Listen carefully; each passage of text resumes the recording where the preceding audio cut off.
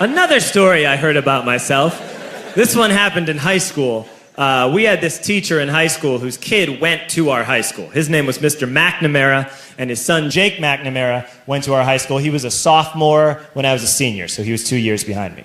And Mr. McNamara was an asshole. And one weekend, he and his wife decided to leave town, which you should never do if you're an asshole. And Jake McNamara decided to throw a party at the teacher's house. Hooray! And everyone around town heard about it, and we all got up individually and thought, okay, let's go over there and destroy the place. I walked into this party, everyone I had ever met was there, and everyone was drinking like it was the end of the world. People were drinking like it was the Civil War and a doctor was coming to saw our legs off. It was totally unsupervised. We were like dogs without horses. We were running wild. I walked down to the basement. They had a pool table in the basement. One dude took a running start and threw his body onto the pool table and broke it in half. Another kid found out which room was Mr. McNamara's and went upstairs and took a shit on his computer.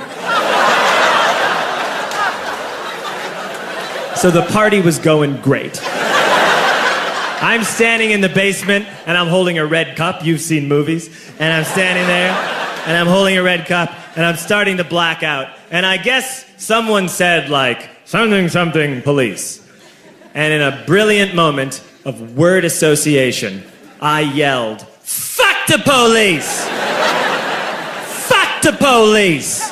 And everyone else joined in. 100 drunk white children yelling, fuck the police. With the confidence of guys who have like already been to jail and aren't afraid of it anymore. You know, that like, I serve my nickel, you come and take me confidence. But white children. The reason someone had said something, something, police was because the police were there. So a Chicago police officer walked down the stairs and got to the bottom in the basement and looked out over a sea of drunk toddlers yelling, fuck the police, in his face. And he was almost impressed. He's like, wow. And then he leaned into his walkie-talkie and went, get the paddy wagon. And my friend John, who is now a father, this man now has a baby, he grabbed a 40, smashed it on the ground, and yelled, scatter! And everyone ran in a different direction.